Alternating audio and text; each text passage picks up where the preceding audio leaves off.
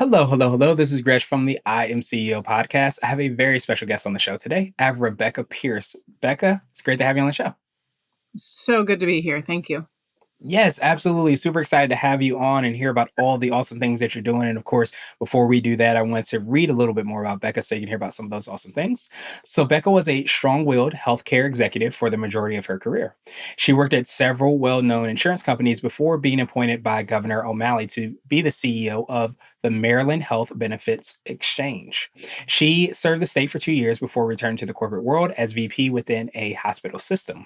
In 2015, after surviving and recovering from a brain tumor, she left the world behind to find a personal executive coaching firm.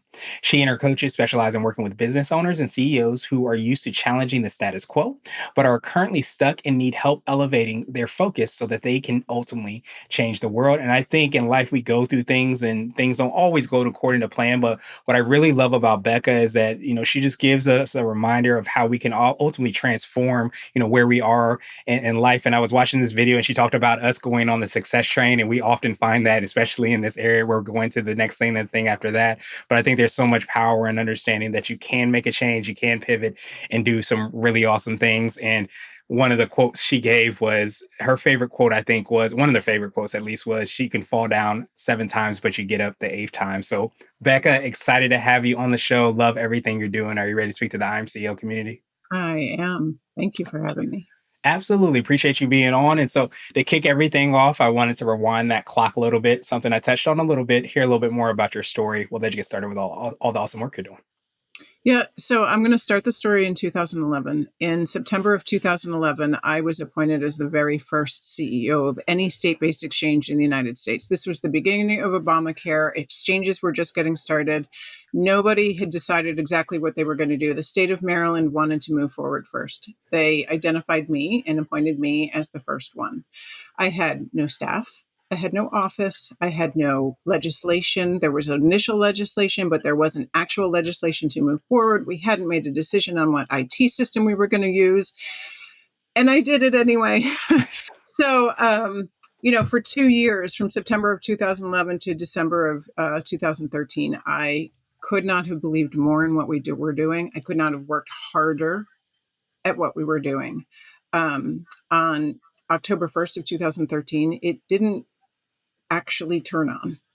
And we were still able to enroll 300,000 people during that open enrollment period. But as the CEO of an organization that's main focus was to implement this system, it made sense. I believe accountability and responsibility are in the same place. I lost my job quite publicly. Mhm. During that time period, it was, I had, in those 2 years, I had become, in my mind, I had become that person, right? My identity was so 100% tied to being Obamacare in the state of Maryland. And it was a very public position. And when I fell very hard. And it hurt a lot. And the good news is I had 3 job offers within 3 weeks.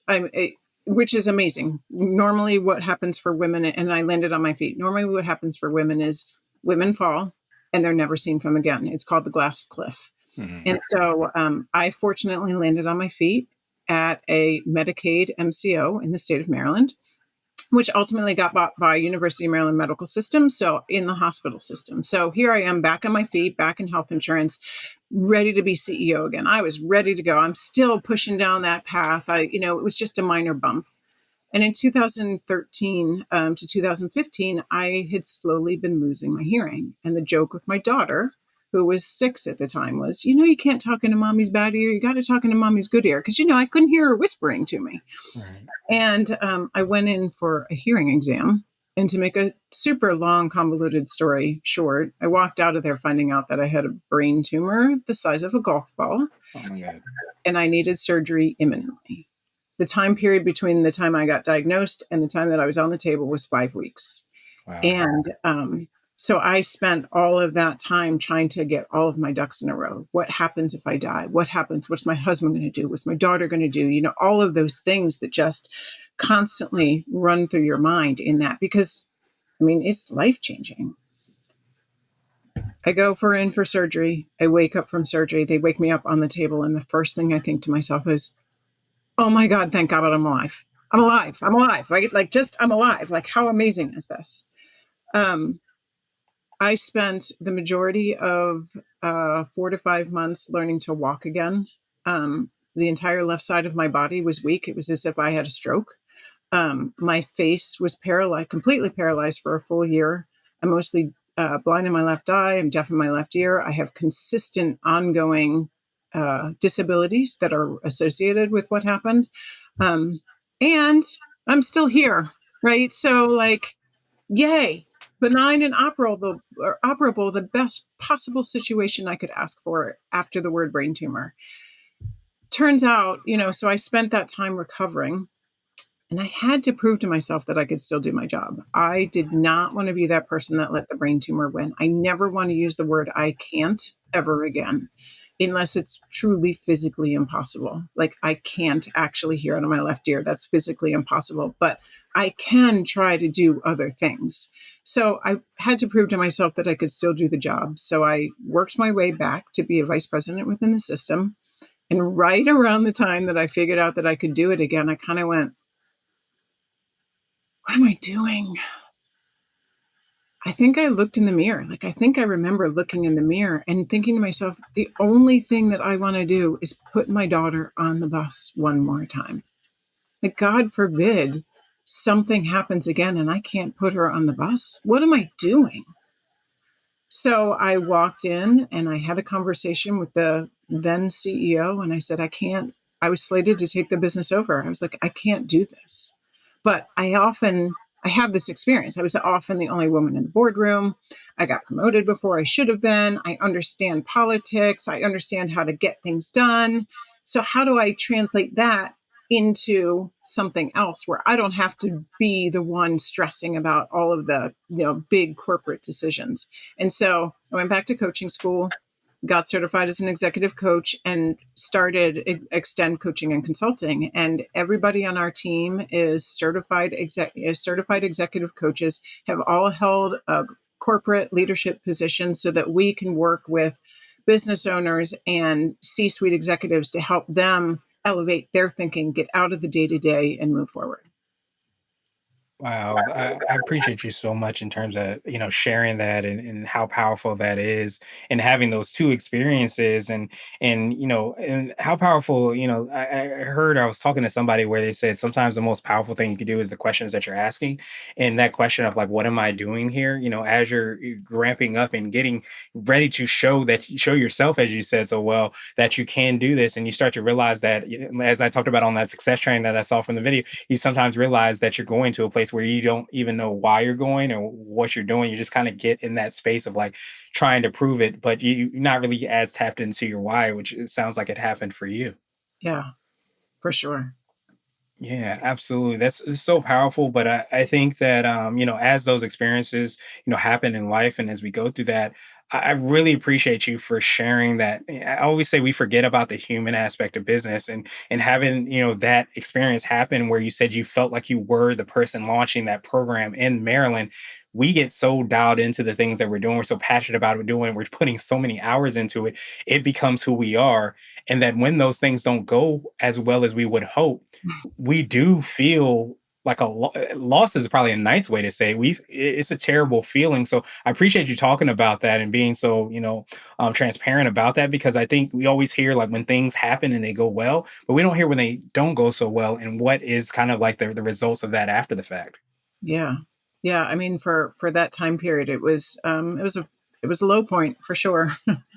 Yeah, no question, no question. But then following that up with everything with the brain tumor. But in the grand scheme of things, I imagine like the clients and people that you're working with having those experiences, of course, being able to have the coaching in your team and all those people in place. But I imagine those real world experiences probably really help you out to really connect with the people that you're ultimately serving. Yeah, I would say that a lot of people look at both of those things. It's really the combination of those two that kind of made me who I am as a coach.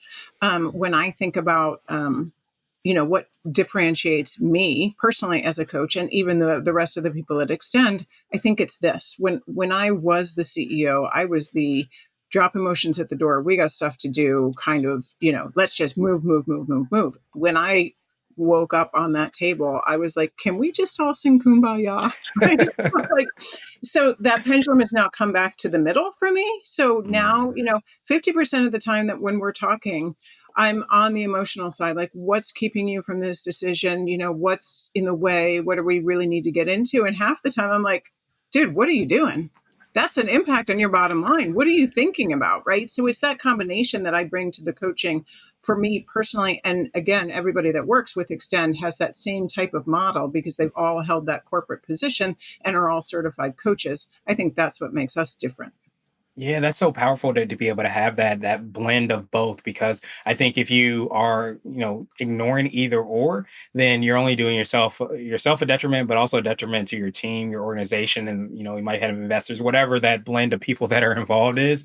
If you Yeah. don't have awareness of both, then you're really setting yourself up to be less likely to succeed overall. Yeah, for sure. Absolutely. So I know you touched on it a little bit, but I want to hear a little bit more on like how and the different ways that you serve and work with your clients. I know you have the coaching. Are there any other kind of ways or how that process looks as far as somebody that might be interested? Yeah, so we actually have several different coaching models. We have the individual coaching model where you're working with us, individually throughout the year. We then have group coaching models. We'll come into organizations and coach a specific cohort throughout the year. We coach executive teams as a whole.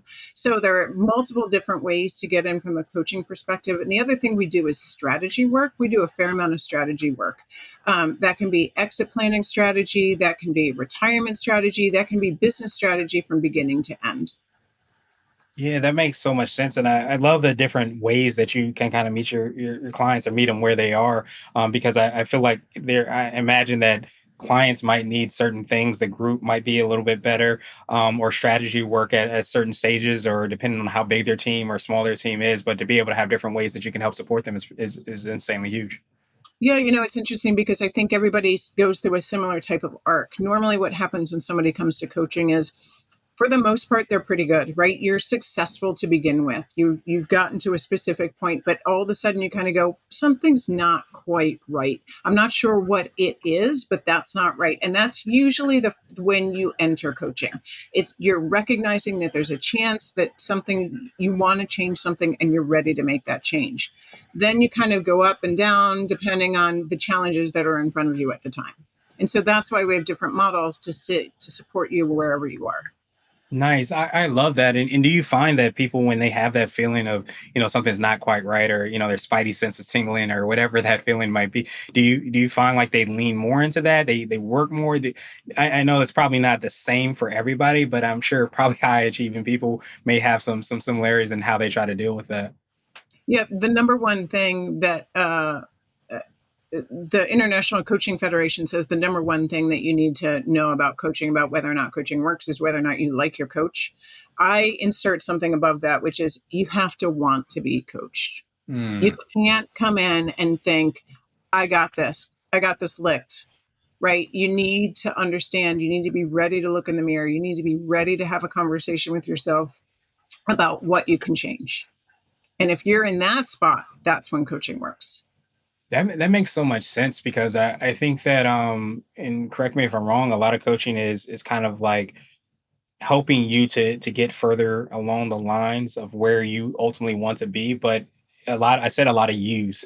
So if you don't have that buy-in, then it's hard to coach somebody who doesn't want to be coached, or who is not opening up, not being just all those things. I imagine make it really hard, if not impossible, to be able to get somebody further along on their journey. Yeah, I mean, it's almost impossible to move somebody who's not ready to change.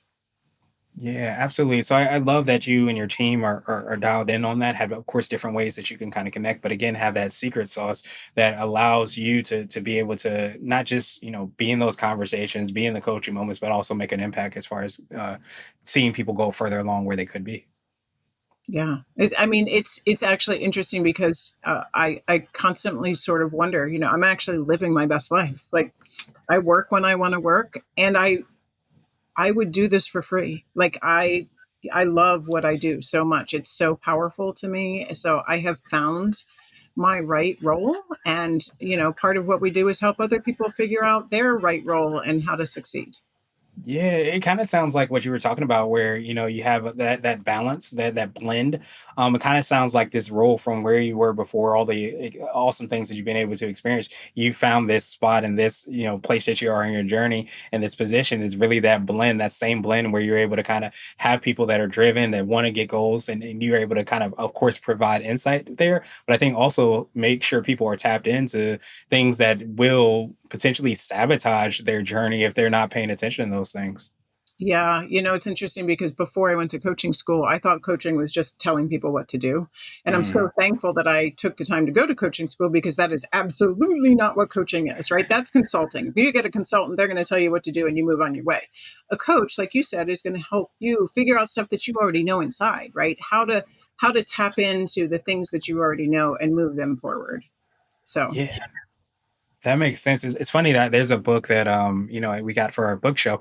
I think it's called "It's the Manager," but it talks a lot around how coaching is really the best blend for people that are going to be leaders for tomorrow. Because mm, even the leaders, the CEOs, entrepreneurs, business owners, the manager, whatever, and however they have the leadership role, it's going to be of utmost important to be able to understand like the coaching and be able to tap into that. And of course, part of that I think you probably would say too is being able to be coached as well. yeah, for sure. Absolutely love that. So I wanted to switch gears a little bit Okay. and I wanted to ask you for what I call a CEO hack. So this could be like an app, a book, or a habit that you have, but what's something that makes you a little bit more effective and efficient? So, what I would always put out there is there's a book called Marshall Goldsmith called "What Got You Here Won't Get You There." If you think about corporate America and you think about, or even if you're a business owner, if you think about what got you here, right? You've been very successful to get to where you are, but that's not going to get you any further from where you are right now. And so he talks about, as a CEO and as a leadership, he talks about the 15 mistakes that people make. It's a very easy read. It is just the concept in general that what got you here won't get you there, is just absolutely should be a read for everybody.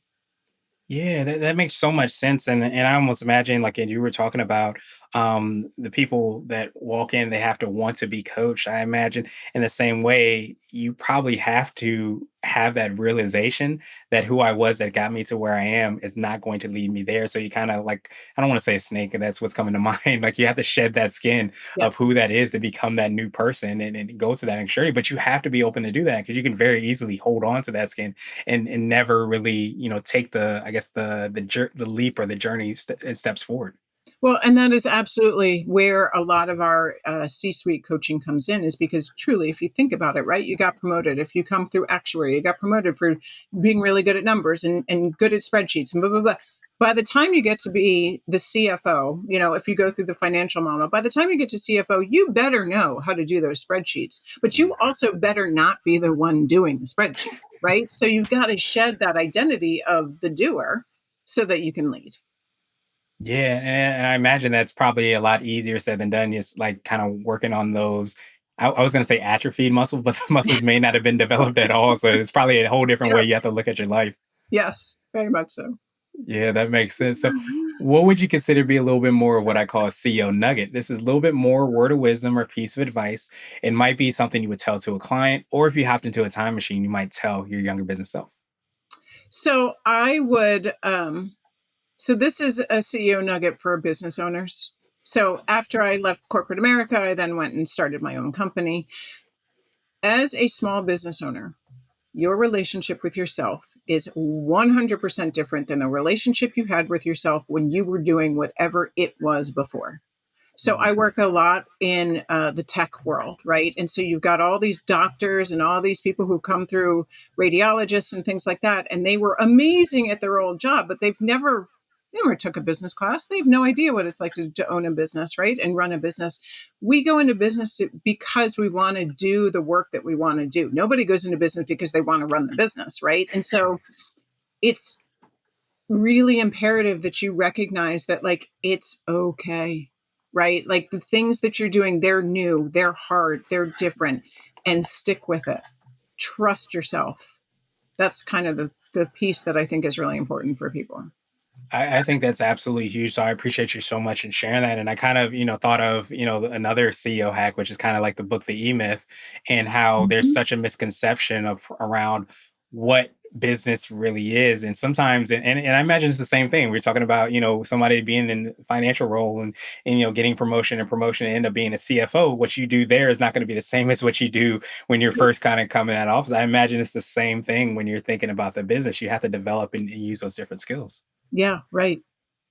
Yeah, And give and yourself the grace while you're doing it too, to not yell at yourself. Just a quick story. When I started, it took me, I don't know, 3 months to do my strategic plan. I'm a strategy person. This is what I do, right? I would have fired myself, right? So, like, there's that person yelling on my shoulder, my former CEO being like, oh my God, you're an idiot. Like, how could it have taken you 3 months to do it? And so it was that grace that I had to give to myself to be like, okay, it's a different relationship. It's okay. yeah, absolutely. It ends up being like the cobbler's kids, and you start to realize that sometimes that what we're really great at doing, we can be so hard on ourselves when we have Yes. to do it for ourselves or for our own organizations, let alone for clients and things like that. But I love that grace, because I think again that taps into that human part that we kind of talked about a little bit earlier, and that how important that is and how foundational that is in order to be so successful. Because if you don't give yourself grace, a lot of times you won't get the strategy or whatever it is done because you're beating Mhm. yourself up so much for that to happen. Yeah, absolutely. Yeah. Do you feel like a lot of I don't know if these type A people or high D people, however, we might define them, do you find like that's a really hard thing to do to kind of give yourself grace because you've been successful, you've been able to achieve at a high level and it's something new that you don't know how to kind of sometimes give yourself a little slack or grace? Absolutely. I think that Brene Brown talks about that a little bit in perfectionism. Marshall Goldsmith talks a little bit about that and the belief that what got you here, like it's because I beat myself up that I'm so good, right? But it turns out that it's okay to be nice to yourself because the question about being nice to yourself is, well, if I've been beating myself up my whole life and it got me here, if nobody's beating me up, then how am I going to continue to move forward? And so there is Kristen Neff talks about this too, about the ability to be nice to yourself. For sure, it's all over the place, especially if you're super successful. Yeah, I love that, and even me, like I watch a lot of sports and stuff. And you see the angry coach or whatever that's yelling or whatever, and you see them achieving and doing better. They're really hitting goals and all those things. You kind of make that association, or even tell that story, or that ends up becoming a fact that in order to reach that level, You have to be that person. you have Yeah, to be that person or around that person. But in reality, there's not enough narratives that say that, okay, there's a different way to reach success. And not only that, you can't reach success the way that you're doing it. You need to shed that skin so that you can be that other person. yeah, yeah. Absolutely. I love that. So I want to ask you now my absolute favorite question, which is the definition of what it means to be a CEO. And our goal is to have different quote unquote CEOs on this show. So Becca, what does being a CEO mean to you? So being a CEO is really, in my mind, about setting the culture. It's being the leader of the organization, which obviously is very classic, but it's really recognizing the power that you have, that you hold, and the impact you have, and leaning into that, right? Especially as a small business owner, as you're growing, leaning into the things that only you can do. Because I often say, when I was with a health plan, there's not a chance you want me answering the phone calls. There's not a chance you want me picking up the phone and saying, hi, can I help you? Right? Or how can I help you? There are people who are really good at that, right? Within an organization, if you're the CEO, it happens to be that you have the best abilities to manage that CEO role. But you have to tap into what that CEO role means, which is leading the organization, setting the culture, leaning into only the things that you can do, thinking strategically, not getting caught in the weeds. So, really, that big picture thinking. That's absolutely huge, and I don't know if you find this that I feel like decisions you make and things that you do, and even the things that you don't do, set that culture, and that's why it's so important. Like no matter what decisions you're making or sometimes not making. Yeah, absolutely. I mean, one of the things that I learned when I was the CEO is, there's an old saying, right? They do what they see, right? If you're sending an email at 2 o'clock in the morning, you have just set the expectation that everybody else sends an email at 2 o'clock in the morning. Shame on you, Mhm. right? So, like, they do what they see you do, not what you tell them to do. Yeah, and it becomes so powerful because I think that, I forget who has the quote, but in order to change the world, you have to change yourself. It's that same idea where, like you said, if you're sending the email out 2 a.m. and you're wondering why people are maybe burnt out, you're not wanting to stay at the organization, maybe you have to look within and see, like, what are you doing to what do you need to do to change that so that it would change the overall culture? And I think I need to be very clear. I was that CEO that sent the email at 2 o'clock in the morning. And then I would walk in and say, I don't expect you to respond until until 10 o'clock in the morning. But that didn't help. It didn't make that difference because they're still waking up and seeing that email first thing in the morning. And that was completely unfair. So, yes. Yeah, and that's why I appreciate so much, and hearing your story and your journey, and talking about your transition and transformation, maybe a better word, on in your life and how that has happened. Because I think so many times we see that and we think that, how am I even going to make this change? This is how I've always been. This is how success is. This is what needs to be done. But in reality, you can have and achieve that success, and you can kind of divorce yourself of what we thought we needed to do in order to get there. Yeah, it's possible. I'm not going to say it's an easy road. It was not, there were lots of bumps and hurts along the way, and it's still possible.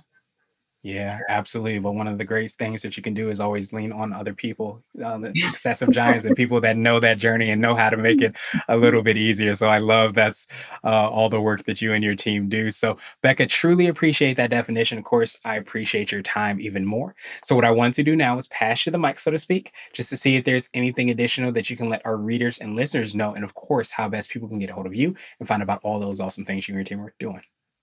So the best way, thank you. The best way to get a hold of me is actually through our website, www.extendcoach.com.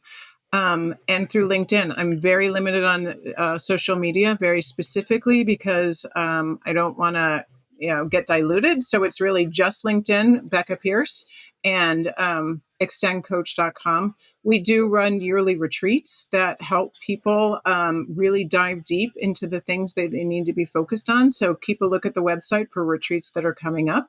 And I look forward to hearing from people. Absolutely. And we'll make that even easier. We're going to have the links and information in the show notes as well too, so that everybody can follow up with you and connect with you, and find out about all the awesome things you're working on. But truly appreciate you for obviously the work that you do. The quote I think Einstein said is, you can see so much further by standing on the shoulders of giants. And I think that when we think about standing on shoulders of giants, we think about what they know, but I think a lot of times it's what they experience, whether it goes great or not so great. So I appreciate you and being that giant for us today and so many other people, and I hope you have a phenomenal rest of the day. Thanks. You too.